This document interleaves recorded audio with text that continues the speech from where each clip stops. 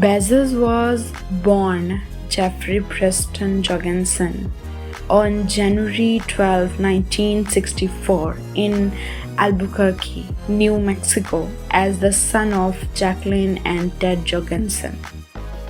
At the time of Jeff's birth, his mother was a 17-year-old high school student and his father was 19 years old. Jorgensen was a Danish-American unicyclist born in Chicago to a family of Baptists. After completing high school despite challenging conditions, Jacqueline attended night school, bringing her baby with her. Jeff attended a Montessori school in Albuquerque when he was 2 years old. Ted Jorgensen drank and struggled financially. Jacqueline left her husband to live with her parents, filing for divorce in June 1965, when Jeff was 17 months old. But even long term, I believe that it's very easy to predict that there are going to be lots of successful companies born of the internet. They're going to have very large market caps and so on. I also believe that today, where we sit, it's very hard to predict who those companies are going to be. So you can make bets on these things, and I think that Amazon.com, if we're not one of those important, lasting companies born of the internet, we will have nobody to blame but ourselves, and that we will be extremely disappointed in ourselves. But there are no guarantees. It's very, very hard to predict.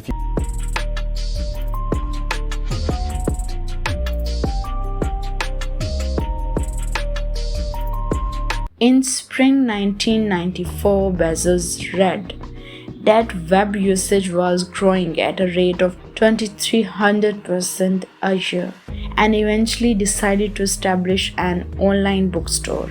He and his then-wife, Mackenzie Scott, left their jobs at D.E. Shaw and founded Amazon in a rented garage in Bellevue, Washington, on June 5, 1994. After writing its business plan on a cross-country drive from New York City to Seattle, in 1998, Bezos diversified into the online sale of music and video, and by the end of the year, he had expanded the company's product to include a variety of other consumer goods. Bezos used the $54 million raised during the company's 1997 equity offering to finance the aggressive acquisition of smaller competitors. In 2000, Bezos borrowed $2 billion from banks as its cash balances dipped to only $350 million. In 2002, Bezos led Amazon to launch Amazon Web Services, which compiled data from weather challenges and website traffic. In late 2002, rapid spending from Amazon caused it financial distress when revenues stagnated. After the company nearly went bankrupt, he closed distribution centers and laid off 14% of the Amazon workforce. In September 2018, Business Insider reported that Bezos was the only one of the top 5 billionaires in the world who had not signed the Giving Pledge, an initiative created by Bill Gates and Warren Buffett that encourages wealthy people to give away a majority of their wealth. That same month, Janet Camarena, Director of Transparency Initiatives at Foundation Center, was quoted by CNBC as having questions about Bezos' new Day One fund, including the fund's structure and how exactly it will be funded.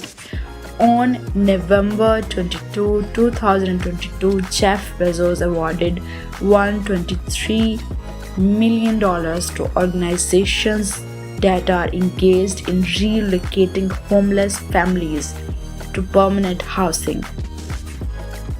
Day one families fund grants, the amount of which vary in monetary system, will be sent to 40 organizations across the country. Mr. Bezos' story is a great example of how an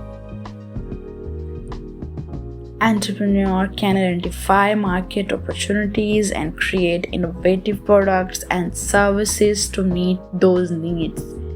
His focus on customer satisfaction, ability to think long-term, and background in computer science helped him to build and grow Amazon into a multi-billion-dollar company. Thank you so much.